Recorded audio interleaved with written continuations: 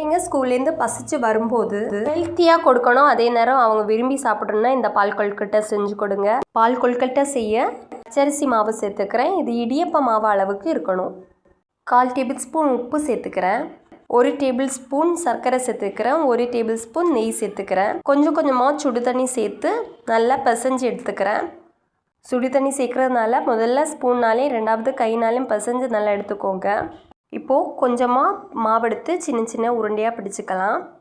நான் 1/2 litre மாட்டுப்பால் use பண்ணுறேன். பால் கொதிச்சிருச்சு. இப்போ பாலோட திக்னஸ் அதிகரிக்க 1 டேபிள் ஸ்பூன் பச்சரிசி மாவில் கொஞ்சமாக தண்ணி கலந்து பாலில் சேர்த்துக்கோங்க. 3/4 கப்பு சர்க்கரை சேர்த்து பாலில் நல்லா மிக்ஸ் பண்ணிக்கிறேன். சர்க்கரை கலங்கின பிறகு நம்ம உருட்டி வச்சுக்கிற மாவை ஒன்றா பாலில் சேர்த்துக்கோங்க. மீடியம் ஃப்ளேமில் 20 நிமிஷம் வேக வச்சுக்கோங்க. கொழுக்கட்டை இப்போ வெந்துருச்சு. 3 ஏலக்காய் தட்டி சேர்த்து 2 நிமிஷம் வேக வச்சா பால் கொழுக்கட்டை ரெடி.